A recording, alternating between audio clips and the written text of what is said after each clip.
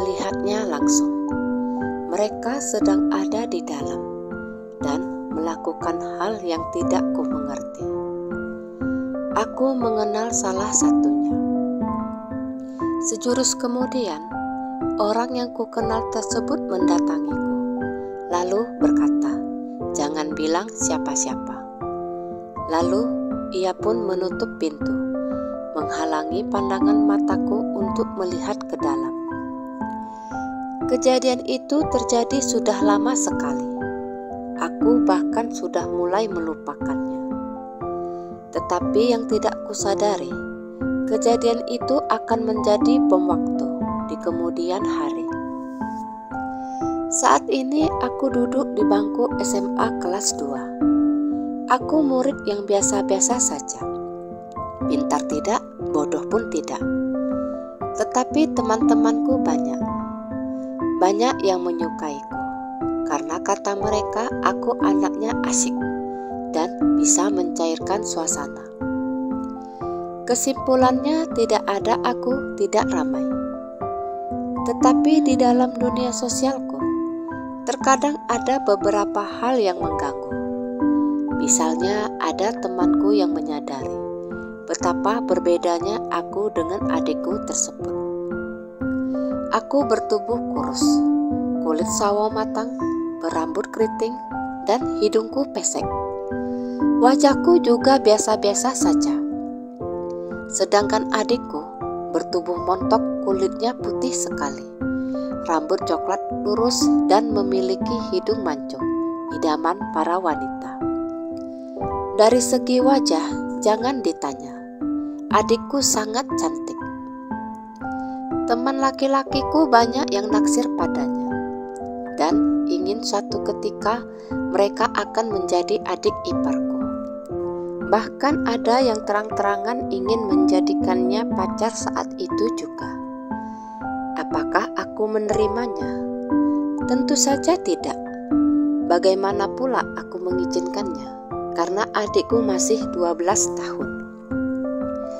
Aku yang sudah 16 tahun ini saja masih ogah pacaran. Tidak mungkin aku membiarkan adikku yang masih kecil itu diganggu oleh teman-temanku, yang notabene pikirannya juga masih kekanak-kanakan. Apakah penolakan itu karena rasa cemburuku? Aku bisa menjawab tidak. Itu semua kulakukan demi melindungi adikku dari rasa sakitnya dunia percintaan. Aku sangat sayang padanya. Demi dirinya, aku siap mengalah kapan saja. Suatu ketika, aku bersama teman-teman wanitaku melakukan sedikit kenakalan. Saat itu aku bermain di rumah salah satu temanku yang bernama Gina.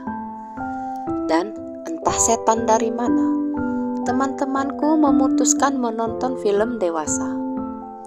Mereka tertawa-tawa melihat adegan demi adegan yang dipertontonkan para pemerannya. Lalu aku malah bengong, karena ini untuk pertama kalinya aku melihat hal yang begituan. Tetapi melihat adegan itu, pikiranku malah teringat akan sesuatu yang sama sekali tidak bisa aku ingat. Salah satu temanku nyeletuk, "Kalau begitulah caranya buat anak." Itulah kenakalan remaja yang pertama kali kulakukan. Besok-besoknya kalau temanku ingin nonton lagi, aku lebih memilih pulang. Bukan apa-apa, aku merasa tidak nyaman melihatnya. Lagi pula pikiran mengganjal itu selalu menggangguku. Hingga suatu ketika, pecah pertengkaran hebat antara orang tuaku. Papa bahkan melempar beberapa barang, hingga ada yang pecah. Rumah berantakan total. Ini untuk pertama kalinya aku melihat papa semarah itu. Sedangkan mama menangis meraung meminta ampun. Sanak keluargaku berusaha menjauhkanku dari mereka berdua. Beberapa yang lain berusaha melerai pertengkaran itu. Apa yang sebenarnya sedang terjadi? Bibi pun akhirnya bercerita. Ini semua mengenai adikku. Semakin adikku bertumbuh besar, semakin banyak pertanyaan dari orang-orang sekitar mengenai besarnya perbedaan fisik adikku dengan anggota keluarga lainnya. Awalnya papa tidak menggubrisnya dan menganggap perbedaan itu adalah karunia Tuhan. Tetapi seiring berjalannya waktu dan semakin seringnya papa mendengar pertanyaan-pertanyaan itu, lama-lama membuatnya risih juga. Hingga akhirnya papa secara diam-diam memutuskan melakukan tes DNA antara dirinya dan adikku. Hasilnya itulah yang membuat papa naik pitam, karena 99,9% menyatakan bahwa adikku bukan anak papaku. Lalu adikku anak siapa? Kejadian ini langsung membawa ingatanku atas apa yang kulihat 12 tahun lalu. Ya, mama sedang bersama pria lain di kamar. Mereka sedang melakukan adegan yang pernah kutonton bersama teman-temanku.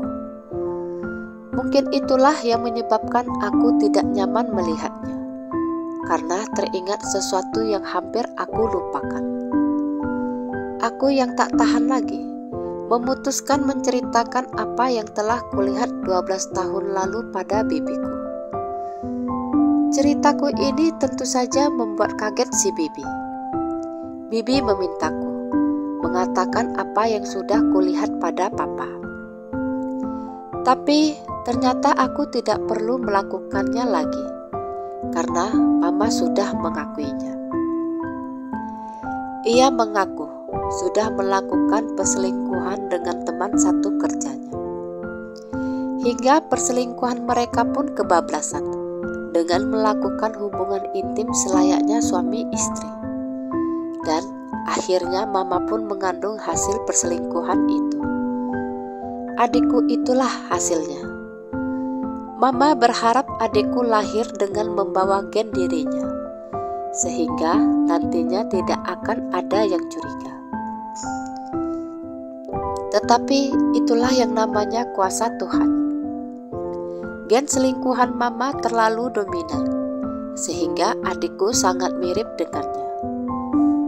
Papa tidak bisa menerima kenyataan itu, hingga akhirnya memutuskan menceraikan mama. Papa juga tidak bisa menerima kehadiran adikku lagi, karena itu akan mengingatkannya pada pengkhianatan mama. Hingga akhirnya mereka pun bercerai. Adikku tentu saja dibawa mama, sedangkan hak asuh diriku dimenangkan papa. Hingga mau tak mau, suka tak suka, aku harus tinggal dengan papa.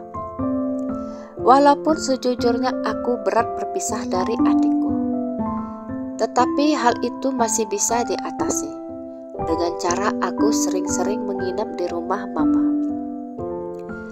Beruntung dalam hal ini, papa masih bisa menerima kemauanku.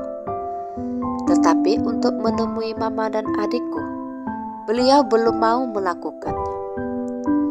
Aku hanya berharap suatu ketika papa bisa berdamai dengan keadaan. Karena walaupun mama telah melakukan kesalahan fatal, tapi adikku tidak tahu apa-apa. Ini bukan kesalahannya. Aku sedih melihat adikku harus terkena imbas perbuatan dari orang tuanya.